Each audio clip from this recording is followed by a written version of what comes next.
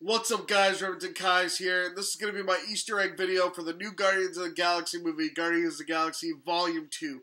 So be careful for spoilers if you haven't seen the movie yet. So much stuff to talk about, so much stuff here in the movie, but I'm really happy to get into it with you guys. The first Easter egg we're going to talk about is one of my favorites. In the beginning of the movie, Quill is using a Mattel Electronics classic football game as a tracking device to track whatever bad guy that's coming after him. So that's a really cool thing. It's old classic video game, especially for the 90s. 90s kids know all about that. You'd see that at your local grocery store and stuff.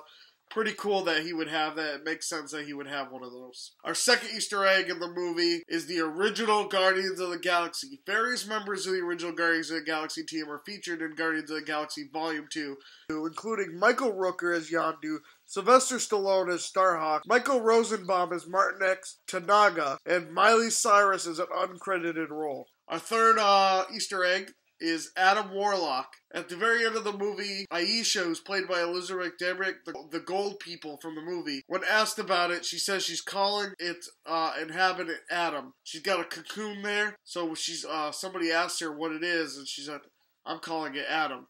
This is a clear reference to Marvel's strangest and most glorious hero, Adam Warlock. For about 2 seconds, we see an anthropomorphic duck hanging out in the seedy dive. This feathered fellow is voiced by Seth Green. His name is Howard the Duck.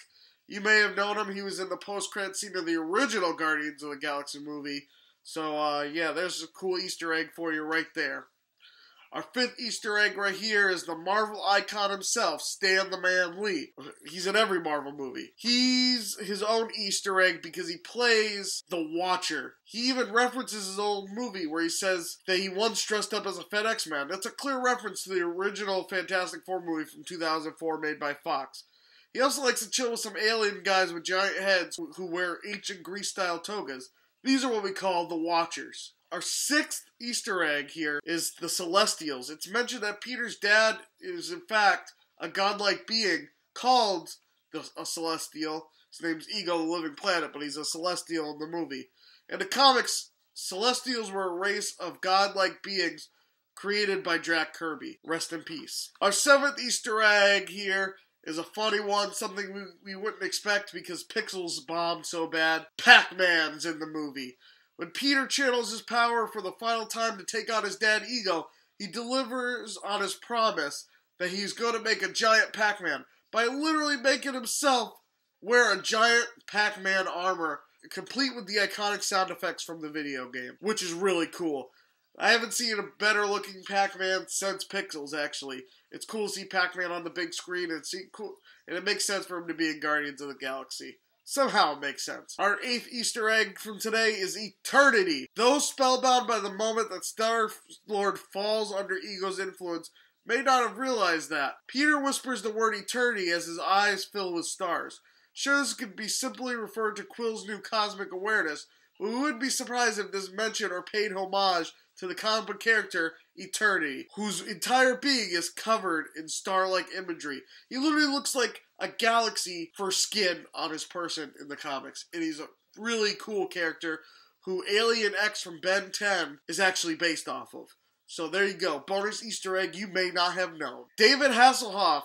He's our ninth Easter egg on the list. 80s references abound thanks to Peter Quill's attachment to the era during which he left Earth. But who would have thought that the decade's most endearing icon would appear in Guardians of the Galaxy Volume 2? That's right, guys. Knight Rider himself, David Hasselhoff, appears after Quill makes comparison between Hasselhoff and his father, Ego the Living Planet.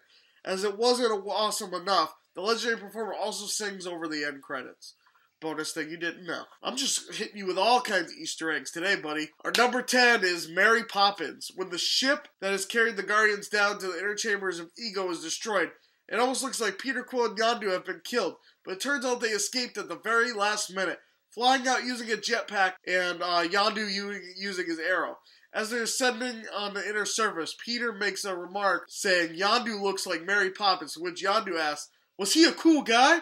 No, which made me laugh really loud. Before Peter Quill says anything, Yondu goes, I'm Mary Poppins, motherfucker." When Peter said, yeah, he was cool. Just to make him feel better.